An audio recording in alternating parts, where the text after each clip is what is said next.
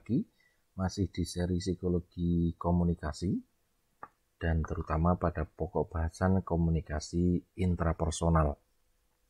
Di 2 atau 3 video sebelumnya kita membahas tentang komunikasi intrapersonal, 2 tahap yang paling awal, yaitu sensasi dan persepsi.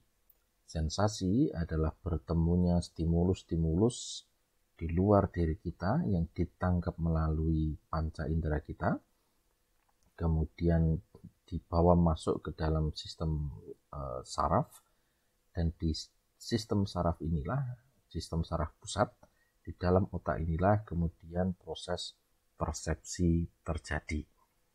Dan persepsi itu adalah proses memberikan makna, proses menginterpretasikan hasil-hasil dari sensasi yang kemudian bisa kita gunakan untuk menginterpretasikan pengalaman-pengalaman atau menginterpretasikan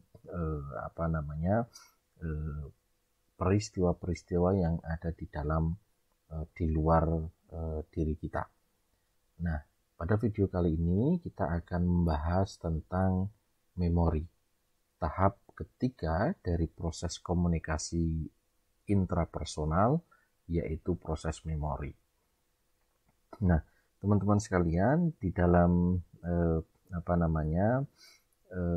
komunikasi intrapersonal, memori itu memegang peranan penting yang sangat mempengaruhi di dalam proses kita mempersepsi. Ini proses kedua dari komunikasi interpersonal, terutama sebagai bagian yang menyediakan kerangka kerja mental atau rujukan kita dalam mempersepsi, tetapi juga memori itu berpengaruh besar terhadap cara kita berpikir.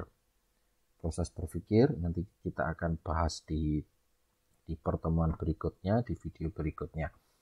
Nah, teman-teman sekalian, mempelajari memori tentu saja mengingatkan kita kembali pada materi tentang psikologi kognitif atau pendekatan kognitif, terutama sekali pada model bagaimana manusia disebut sebagai makhluk yang mengolah informasi.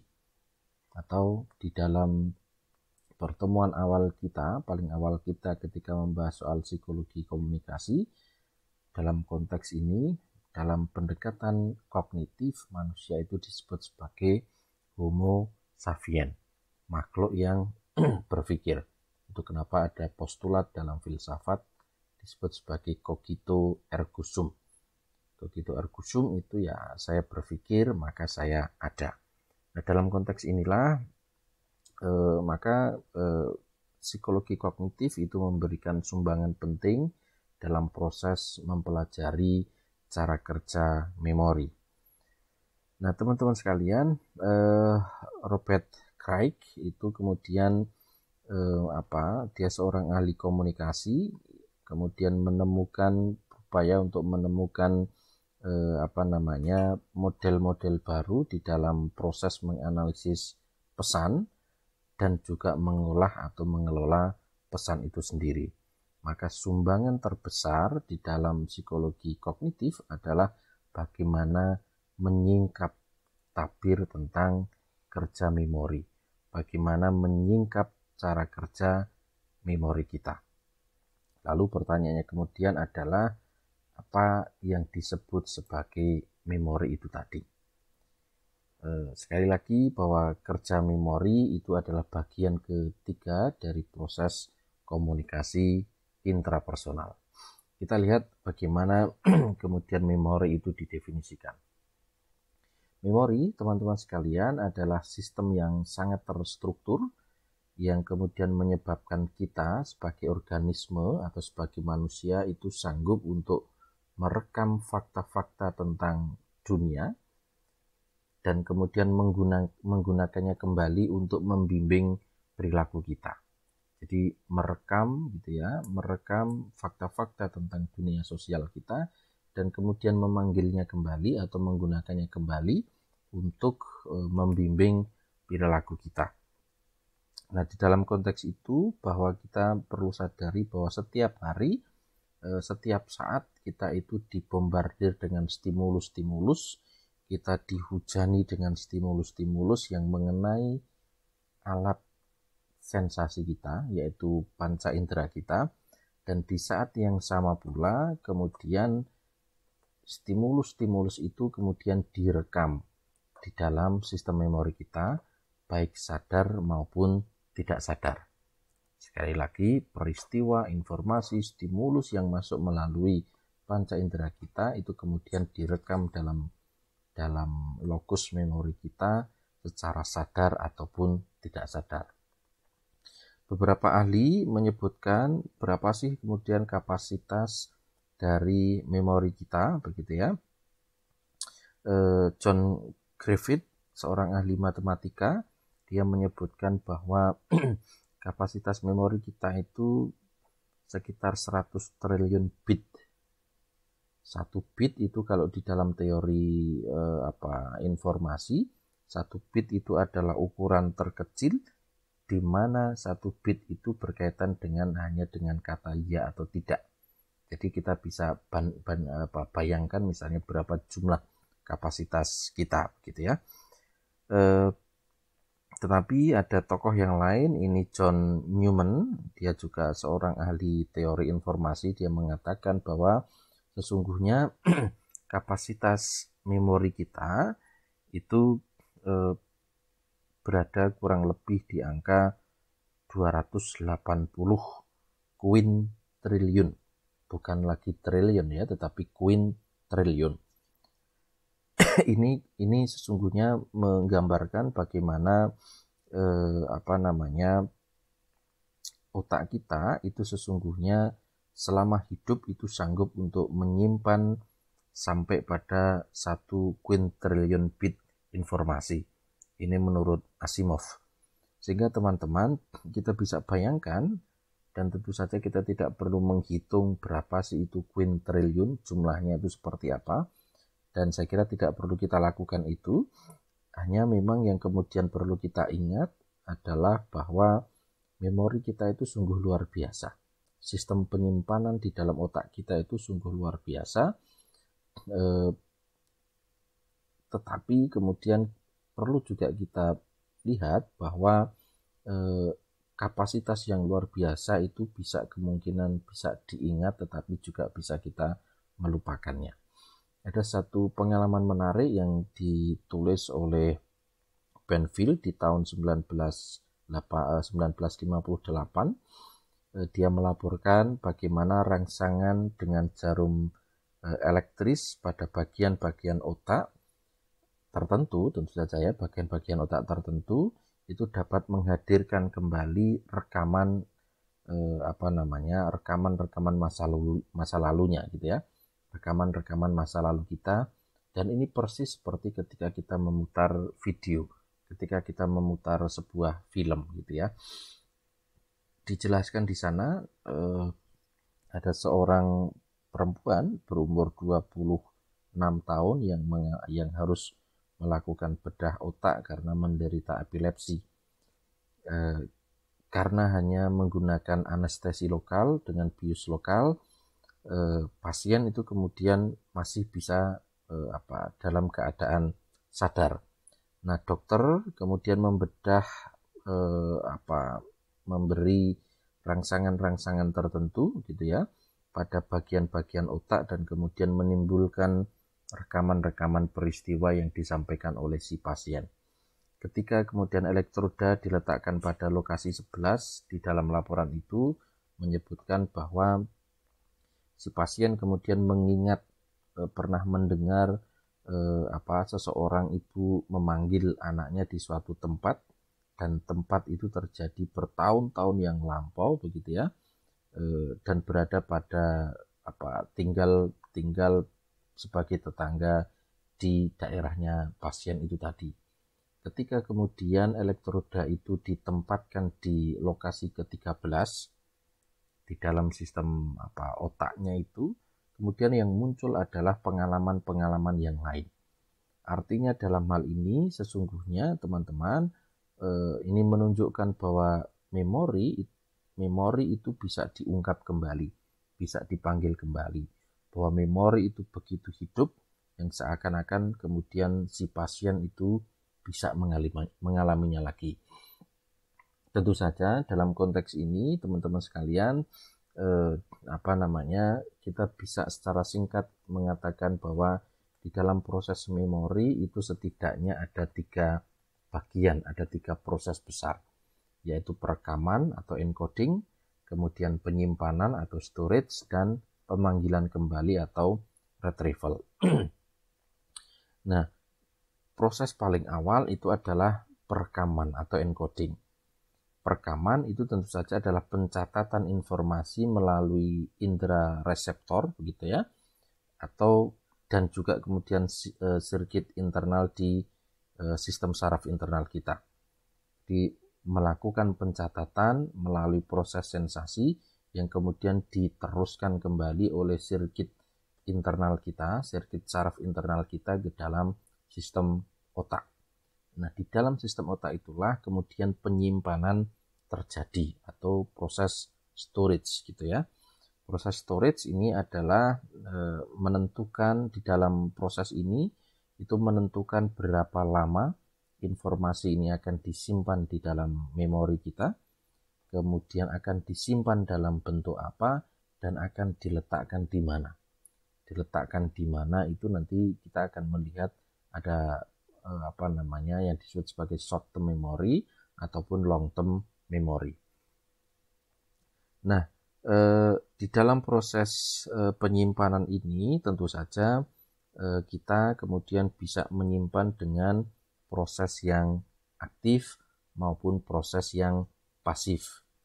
Jadi memori kita itu mampu menyimpan sesuatu dengan cara yang aktif maupun sesuatu dengan cara yang pasif begitu ya, atau disebut sebagai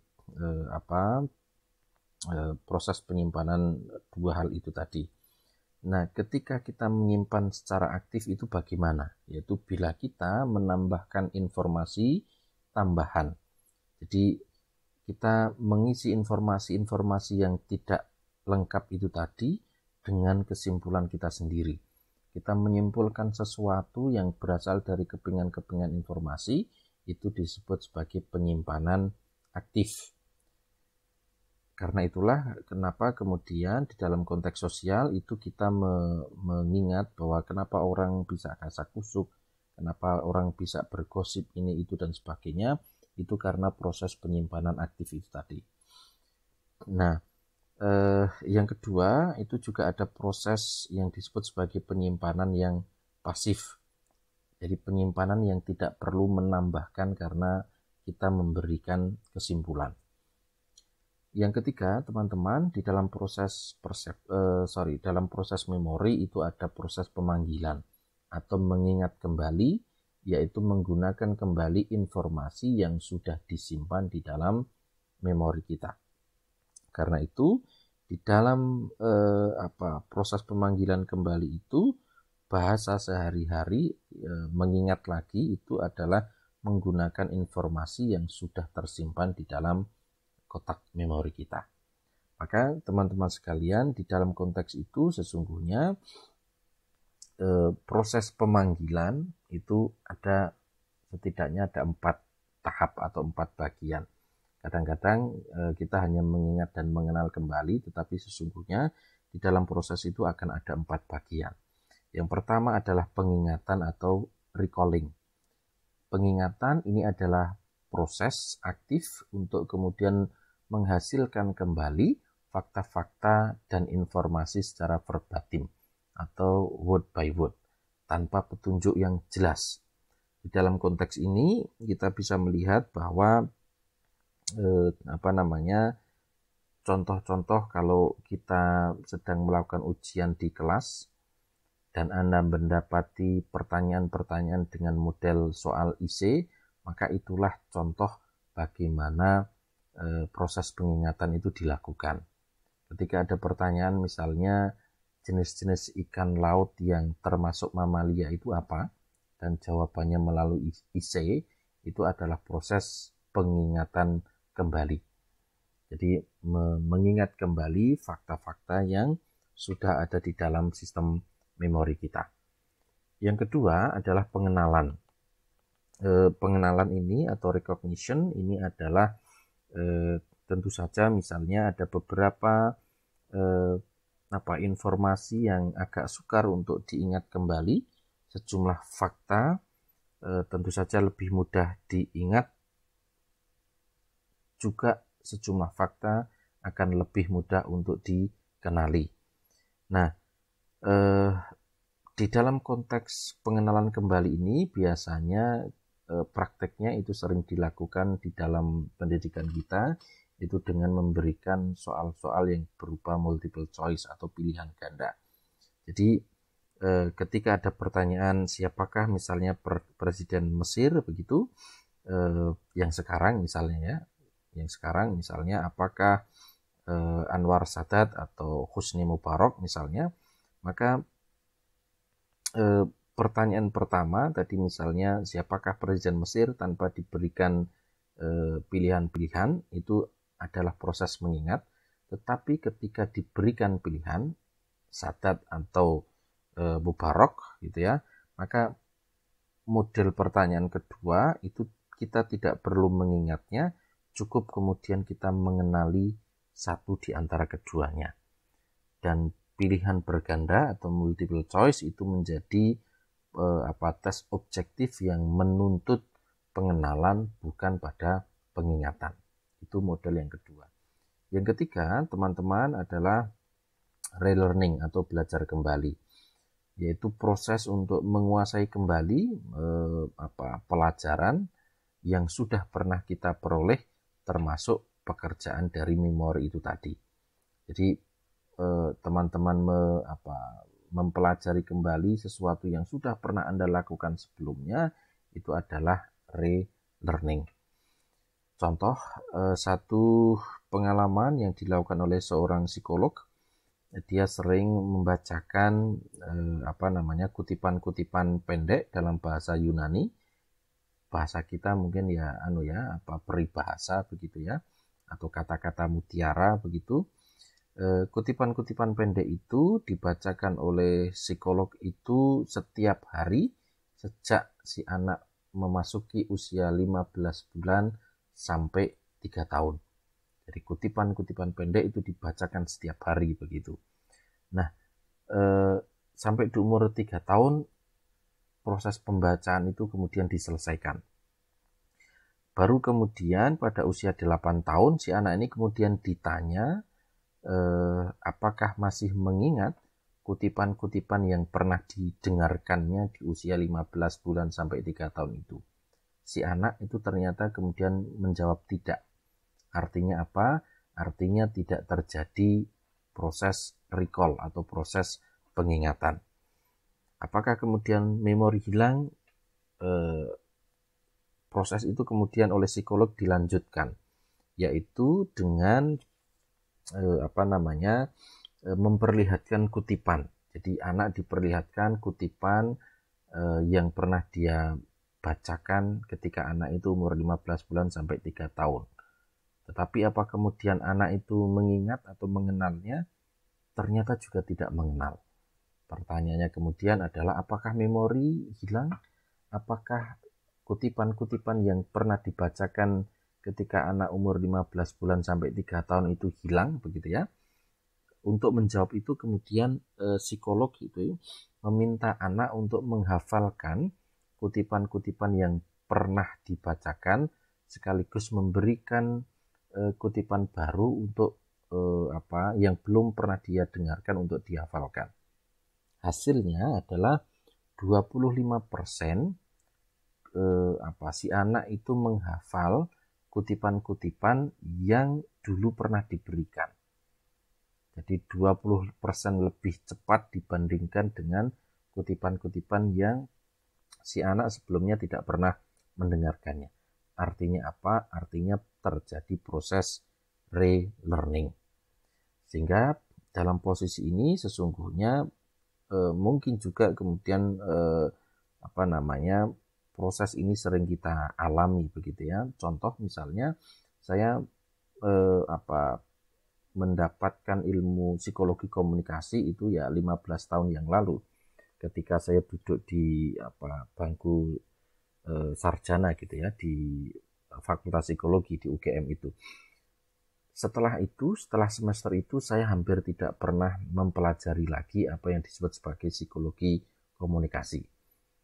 Baru kemudian ketika saya diminta untuk mengajar psikologi komunikasi, saya mempelajari itu dan kemudian saya menjadi lebih mudah mengingatnya, lebih mudah mempelajarinya karena 15 tahun yang lalu saya pernah membacanya, pernah mempelajarinya. Ini yang disebut sebagai proses relearning. Nah, yang keempat itu adalah yang disebut sebagai reintegrasi. Reintegrasi ini adalah proses mengkonstruksi pengalaman masa lalu hanya dari satu petunjuk memori yang kecil atau memori cues. Contoh dalam hal ini adalah mengenang masa lalu.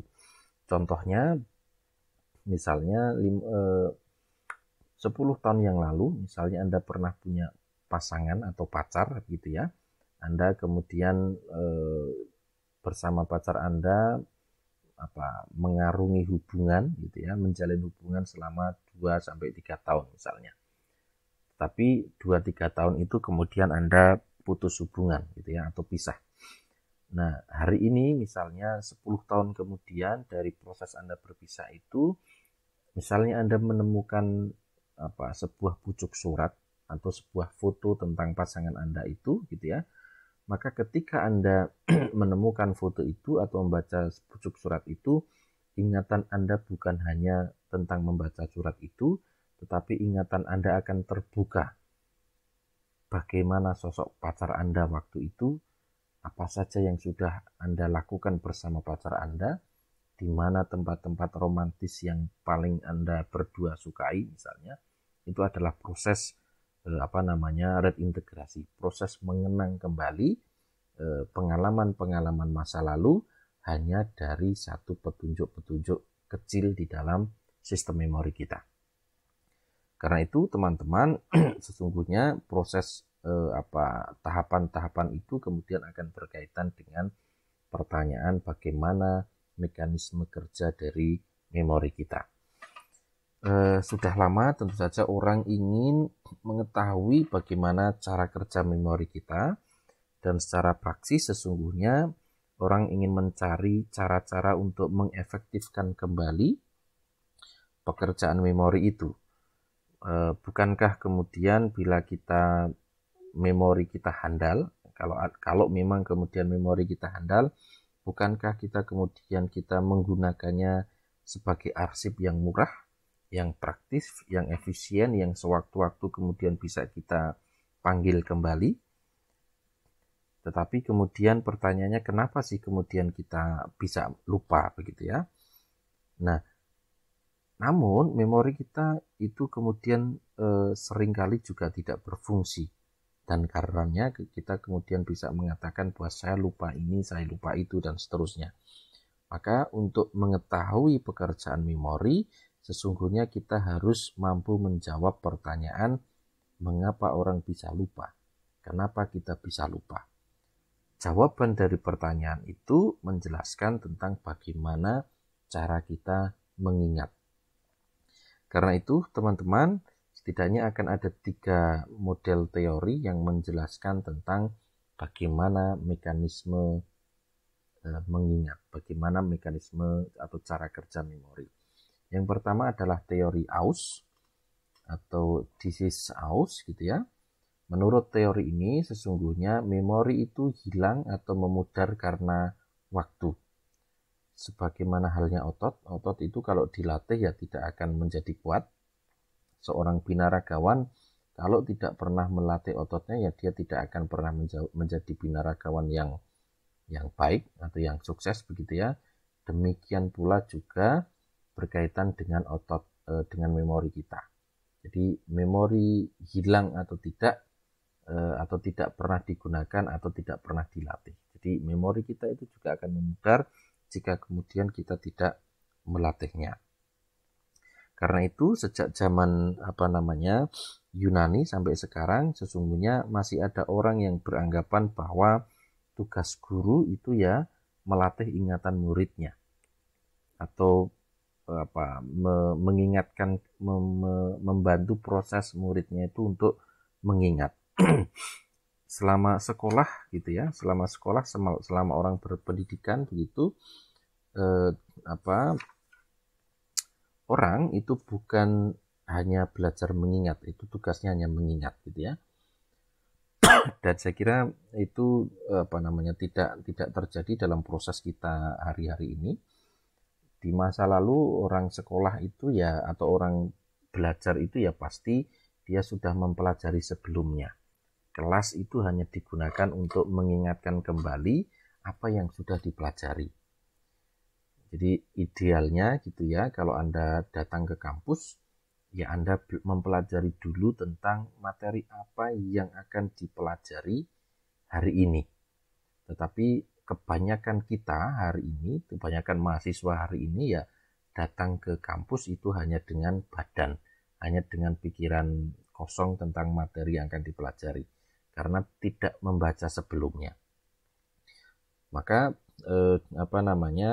contoh yang kemudian juga sering dilakukan di era-era pendidikan masa lalu, di zaman kolonial Hindia Belanda misalnya, orang-orang tua kita dulu ketika belajar itu hanya menggunakan sabak. Sabak tahu ya, sabak itu ya sejenis tablet komputer begitu ya. Tentu bukan dengan teknologi semacam sekarang ini, tetapi sebuah semacam batu begitu yang berukuran seperti tablet komputer atau laptop kecil kita, berukuran 10 inci misalnya, yang ketika guru memberikan pelajaran atau menuliskan sesuatu di papan tulis, maka si murid akan menuliskan itu juga di sabaknya, entah dengan arang atau dengan kapur misalnya begitu ya. Ketika guru menulis lagi di papan tulis, sabak itu akan dihapus kembali. Inilah yang nanti sebenarnya kita lihat di dalam proses interferensi itu tadi.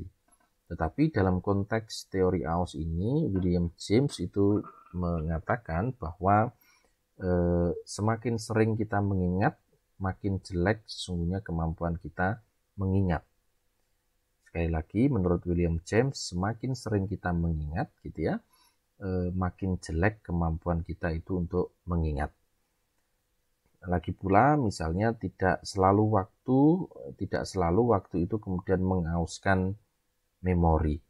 Yang sering terjadi, kita masih ingat faktanya begitu ya, kadang-kadang kita mengingat peristiwa puluhan tahun lalu, tetapi kita sudah lupa dengan materi yang kita pelajari minggu kemarin misalnya.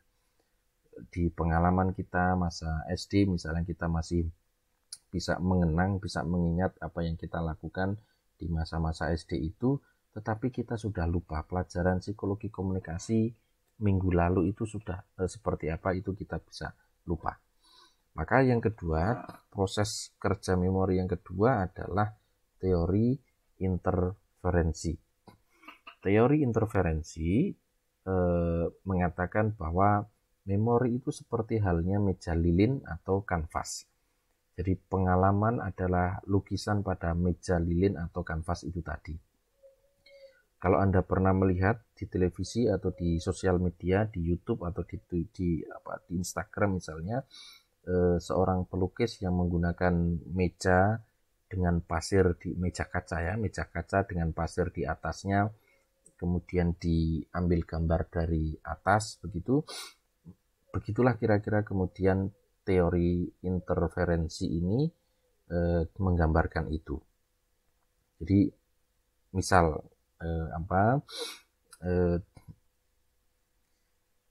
ketika Anda misalnya mencoba merekam hukum medan gabungan begitu ya, kemudian yang kedua Anda akan menyebabkan terhapusnya rekaman yang pertama.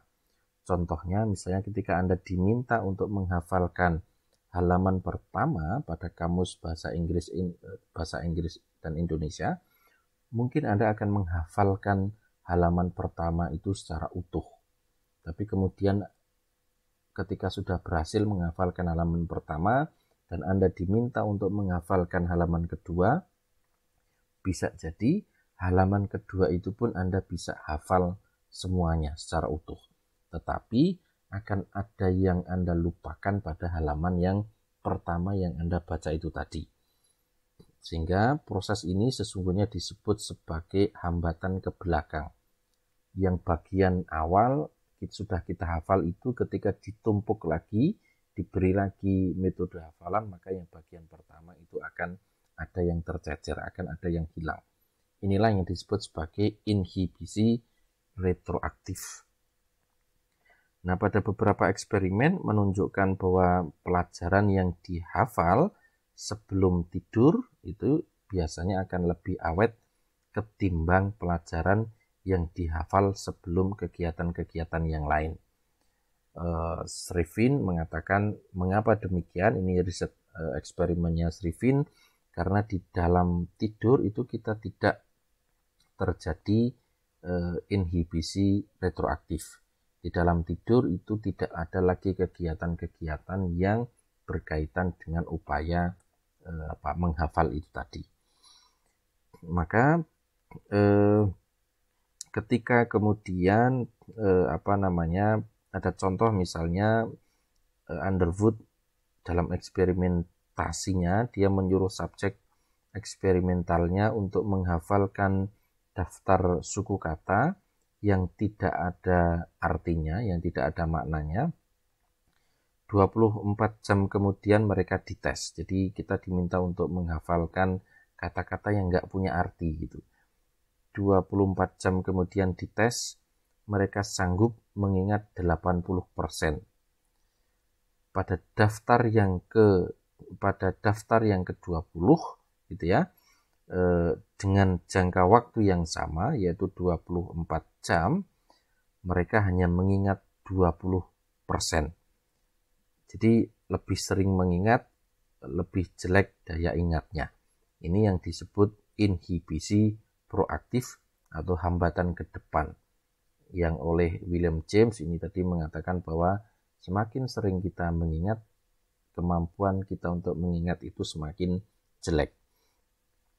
Nah, tapi selain retroaktif, kemudian juga inhibisi proaktif, ada pula yang disebut sebagai inhibisi atau hambatan motivasional. Nah, psikologi klinis membuktikan bahwa ada peristiwa-peristiwa yang melukai hati itu akan cenderung dilupakan. Freud mengatakan bahwa lupa pada proses represi yang berkaitan dengan cemas atau ketakutan. Jadi melupakan hal-hal yang berkaitan dengan cemas dan ketakutan itu. Amnesia atau lupa sebagian atau seluruh memori bisa terjadi karena gangguan fisik atau psikologis, yaitu karena kerusakan otak atau neurosis kita. Sebaliknya, sesuatu yang penting menurut kita atau yang menarik perhatian kita, yang akan memenuhi kebutuhan kita, akan mudah diingat. Sekali lagi, dalam proses ini, pengaruh faktor personal dalam memori itu juga menjadi penting untuk kita cermati. Kemudian teman-teman, proses yang ini tadi berkaitan dengan inhibisi retroaktif dan inhibisi proaktif, tetapi selain itu ada hambatan-hambatan motivasionalnya. Yang ketiga adalah teori pengolahan informasi. Secara singkat, tentu saja teori ini menyatakan bahwa informasi itu mula-mula disimpan di dalam sensory storage, yaitu gudang indrawi, yang kemudian akan masuk akan masuk di dalam short term memori kita. Dalam memori jangka pendek, apakah mau dilupakan atau kemudian decoding begitu ya. Nah, setelah itu baru akan dimasukkan ke dalam sistem jangka panjangnya atau long term memory. Nah, di long term memory ini otak manusia kemudian dianalogikan sebagai komputer. Dalam teori pengolahan informasi, otak itu dianalogikan, disamakan dengan sistem komputer. Ada memorinya, ada hard disk untuk menyimpannya, dan seterusnya. Di dalam sensory storage, itu lebih merupakan proses perseptual daripada proses memori. Proses untuk memberikan makna itu tadi. Ada dua model di dalam sensory storage ini, yaitu memori yang disebut sebagai memori ikonis, yaitu memori yang materinya itu berupa kita peroleh dari visual kita, dari pandangan kita. Yang kedua ada memori ekosis, yaitu memori yang berasal dari sumber auditif kita atau sumber pendengaran kita. Penyimpanan di sini itu berlangsung sangat cepat, biasanya hanya berlangsung 1/10 sampai 1/4 detik gitu ya, sehingga sangat cepat sekali. Dan sensory storage lah yang kemudian menyebabkan kita itu melihat rangkaian gambar seperti bergerak, seperti halnya kita nonton film, nonton video begitu ya. Nah, supaya dapat diingat, informasi-informasi itu kemudian harus disandikan, harus decoding. Jadi supaya informasi itu bisa diingat kembali, maka informasi-informasi itu harus decoding atau disandikan dan dimasukkan pada short term memory. Ini pun kemudian juga berlangsung sangat singkat gitu ya. Contohnya misalnya ketika Anda melihat nomor telepon, kemudian Anda memutar pesawat Anda gitu ya, atau memencet nomor-nomor itu di telepon Anda, nomor itu bisa jadi terlupa lagi, kecuali misalnya Anda mengulangnya beberapa kali, maka di dalam short term memory itu sangat dipengaruhi oleh interferensi atau inferensi itu tadi. Nah, short term memory itu hanya mampu mengingat 7 plus atau minus 2 bit informasi. Misalnya angka Anda misalnya adalah 081327276371 misalnya. Akan tetapi Anda akan sukar mengatakan 0123676731. Jumlah bit informasi ini disebut sebagai rentangan memori atau memory span, yang oleh para psikolog kemudian agar ini bisa dikenali, agar ini bisa dilihat kembali, maka perlu menggunakan pengelompokan yang disebut sebagai chunk gitu ya. Jadi chunk itu adalah deretan angka yang angka yang kedua akan segera diingat bila kemudian dibagi menjadi 4 bagian. Misalnya tadi saya mengatakan 081327636371 misalnya. Saya akan bagi itu 081327276371 misalnya begitu. Atau misalnya ada nomor-nomor 170819451365 misalnya. Anda akan menghafalnya dengan cara apa? Kalau kita kemudian kelompokkan ya 17, 08, 19, 45, kemudian 1365 misalnya. Ini adalah tahun Masehi dan tahun Hijriah, hari kemerdekaan kita. Nah, teman-teman sekalian, apabila kemudian informasi ini berhasil dipertahankan di dalam short term memory, ia akan masuk ke long term memory. Inilah yang pada umumnya kita kenal dengan sebagai ingatan gitu ya. Nah, long term memory itu meliputi penyimpanan informasi sejak semenit informasi itu sampai di dalam long term memory sampai kemudian seumur hidup kita. Jadi chunking itu tadi itu membagi dalam beberapa chunk yang sifatnya rehearsal atau mengaktifkan kembali short term memory untuk waktu yang lama dan menggunakannya secara berulang-ulang. Nah, teman-teman sekalian, di dalam proses itu maka ada model yang disebut sebagai clustering atau pengelompokan di dalam konsep-konsep seperti misalnya memasukkan elang, perkutut, dan jalak pada kelompok burung, atau metode of Laci misalnya memvisualisasikan bentuk dalam benak kita memori-memori yang kita ingat. Jadi kita tidak bermaksud untuk menguraikan strategi mengingat itu secara terperinci, tetapi di sini kita bisa menunjukkan bahwa mekanisme cara kerja memori dalam menerima, mengolah, dan menyimpan informasi. Itulah yang kita pelajari di dalam bagian ketiga komunikasi intrapersonal, yaitu sistem memori kita. Saya kira begitu teman-teman yang kita pelajari di dalam pertemuan kita kali ini, bagian ketiga dari psikologi komunikasi, terutama di dalam komunikasi intrapersonal. Jika ada pertanyaan, teman-teman nanti silahkan sampaikan melalui kolom komentar di YouTube, atau teman-teman bisa ajukan juga di grup WhatsApp begitu ya. Nanti kita akan jawab, nanti kita akan diskusikan. Saya kira itu. Kemudian nanti di bagian keempat kita akan bicarakan sistem berpikir. Bagian terakhir di dalam psikologi komunikasi intrapersonal adalah proses berpikir.